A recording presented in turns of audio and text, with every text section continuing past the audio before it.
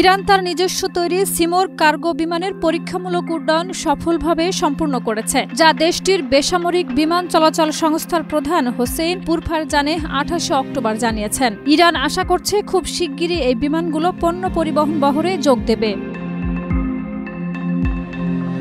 পুরফারজানেহ জানান, সিমোর্গ নির্মাণের দেশীয়করণ প্রক্রিয়া প্রায় 15 বছর ধরে চলছিল। এই সাফল্যের মাধ্যমে ইরান বিশ্বের 20টির কম দেশের মধ্যে একটি হিসেবে নিজস্ব নকশার বিমান তৈরিতে সক্ষম হল। সিমোর্গকে দ্রুত, হালকা ও চটপটে বিমান হিসেবে বর্ণনা করা হয়েছে। এতে উচ্চ পণ্য বহন ক্ষমতা রয়েছে এবং ইরানের আবহাওয়ার সঙ্গে সামঞ্জস্যপূর্ণ নকশা প্রয়োগ করা হয়েছে। এজন্য এটি গুরুত্বপূর্ণ চিকিৎসা পরিবহন সহ গুরুত্বপূর্ণ সেবার জন্য আদর্শ বলে মনে করা হচ্ছে।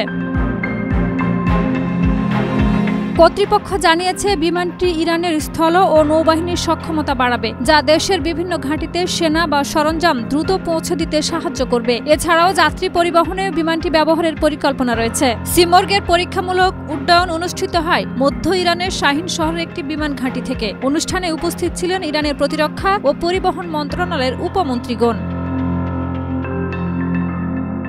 সিএএ জানিয়েছে, বিমানটিকে বিভিন্ন পরিস্থিতিতে 100 ঘন্টা পরীক্ষামূলক উড্ডয়ন সম্পূর্ণ করতে হবে। এরপর এটি ইরানের বিমানবহরে চূড়ান্ত অনুমোদনের জন্য যোগ হবে। সিমোর্গ প্রথম ট্যাক্সি টেস্ট সম্পূর্ণ করেছিল মে 2022 সালে।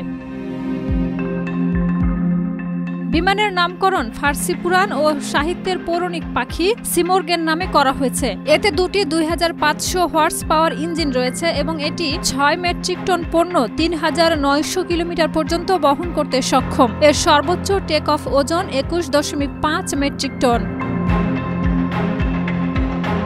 শাহিদা রুবি, মাই টিভি।